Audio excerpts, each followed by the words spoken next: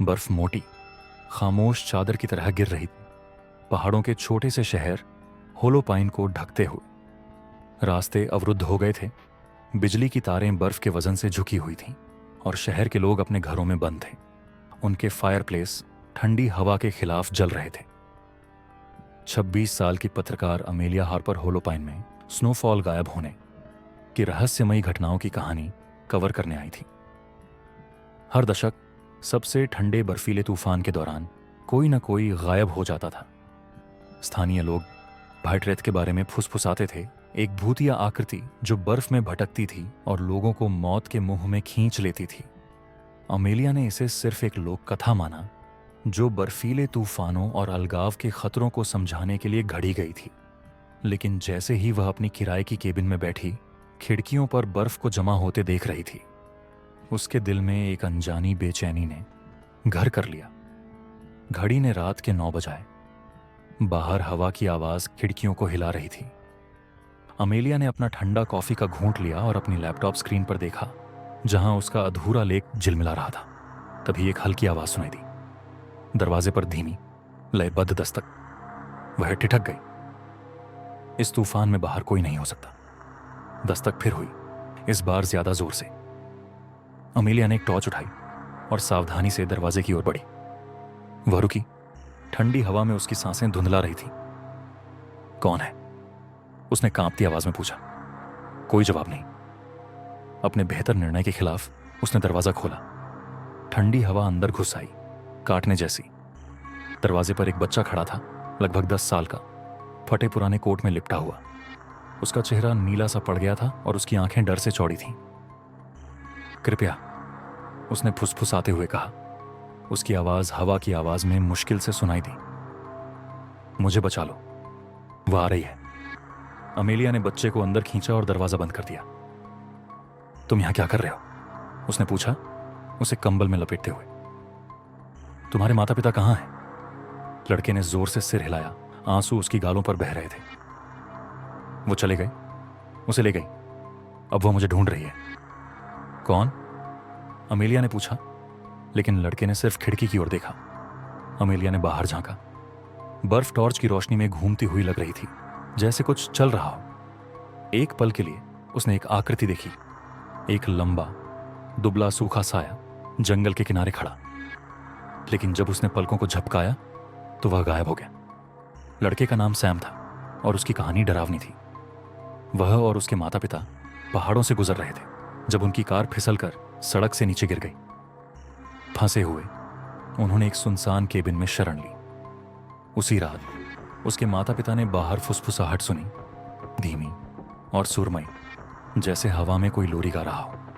उन्होंने सैम से अंदर रहने को कहा और बाहर देखने गए। वे कभी वापस नहीं आए।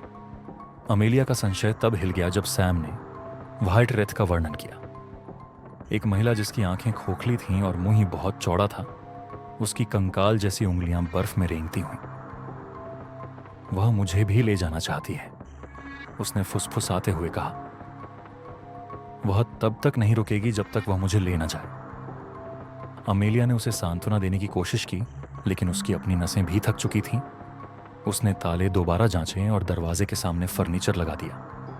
तूफान जोर पकड़ता गया। हवा बंशी की तरह चीख रही थी। आधी रात को फुसफुसाहट शुरू हुई। वे पहले धीमी, हवा की आवाज में मुश्किल से सुनाई देने वाली, लेकिन जल्द ही वे तेज और जिद्दी हो गईं। अमेलिया ने दरवाजे पर कान लगाया। उसका दिल तेजी से धड़क रहा था। फुसफुसाहट में आवाजें थीं, कुछ गिड़गिड़ाती हुई, कुछ हंसती हुई और एक गहरी गड़गड़ाती हुई जो उसकी रीढ़ में सिहरन पैदा कर रही थी। यहीं रुको, उसने सैम से कहा, रसोई से चाकू उठाते हुए। मैं अभी वापस आती हूं, मत जाओ। सैम ने उससे मिन्नत की, उसका हाथ पकड़ते हुए। वह बाहर है। अमेलिया रुकी, लेकिन खुद को संभाल लिया। वह डर से पंगु नहीं हो सकती थी। उसने दरवाजा खोला और टॉर्च की रोशनी बाहर बर्फ पर डाली। रोशनी ने कदमों के निशान दिखाए जो केबिन से जंगल की ओर जा रहे थे। अंदर रहो, उसने दोहराया और दरवाजा बंद कर दिया। बाहर की ठंड असहनीय थी। उसकी उंगलियां सुन्न हो रही थीं। उसने कदमों के निशान का पीछा किया। उसकी सांसें बर्फीली हवा में धुंधला रही थीं। अब फुसफुसाहट उसे चारों ओर से घेर रही थी, जैसे शिकारी। अमेलिया, उसका नाम हवा में तैरता हुआ आया, मुलायम और मीठा। उसने जल्दी से पीछे मुड़कर देखा। उसकी टॉर्च कांप रही थी। जंगल खाली था, बर्फ बिना किसी निशान के। अमेलिया, अब आवाज पास थी, लगभग खेलती हुई। वह पीछे हट गई। उसका दिल तेजी से धड़क रहा था। अचानक उसकी टॉर्च की रोशनी ने एक आकृति को पकड़ लिया, पेड़ों के बीच से सरकती हुई। यह एक महिला थी। उसकी सफेद पोशाक धुएं की तरह लहरा रही थी। उसके बाल बर्फ की जमी हुई गांठों जैसे थे। उसकी आंखें खाली थीं और उसका मुंह एक भयानक मुस्कान में खींचा हुआ था।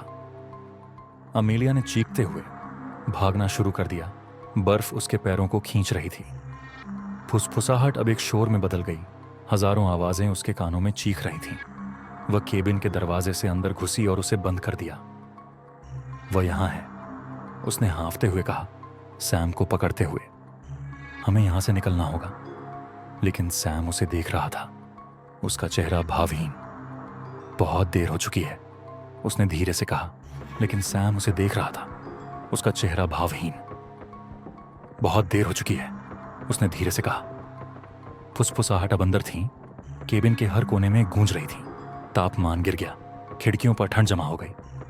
रोशनी झपकी और बुझ गई। अंधेरे में सब डूब गया। अमेलिया ने एक मोमबत्ती जलाई। उसके हाथ कांप रहे थे। लौ मुश्किल से जल रही थी। फुसफुसाहट तेज हो गई और फिर दरवाजा चरमराया, हालांकि ताले अभी भी लगे थे। व्हाइट रेत अंदर आई। उसकी खोखली आंखें सैम पर टिकी थीं। नहीं, अमेलिया चिल्लाई, खुद को लड़के और उस भूतिया आकृति के बीच रखते हुए। उसने चाकू लहराया, लेकिन वह नहीं रुकी। उसकी कंकाल जैसी उंगलियां आगे बढ़ीं और फुसफुसाहट एक कानफोड़ शोर में बदल गई। अमेलिया ने वार किया। चाकू हवा में लहराता हुआ उस पर लगा। व्हाइट रेत ने एक खौफनाक चीख निकाली। उसकी आकृति मरती हुई लौ की तरह कांपने लगी। एक पल के लिए ऐसा लगा जैसे वह गायब हो जाएगी, लेकिन फिर वह आगे बढ़ी। उसकी ठंडी पकड़ अमेलिया के गले पर कस गई। जब तूफान थमा तो शहर के लोगों ने केबिन को बर्फ की मोटी परत के नीचे पाया। अंदर उन्होंने 2 जोड़ी पैरों के निशान देखे, एक छोटे और एक बड़े। दोनों जंगल में जा रहे थे। केबिन खाली था, केवल एक बर्फीली मोमबत्ती और हवा में गूंजती एक हल्की फुसफुसाहट के साथ। अमेलिया,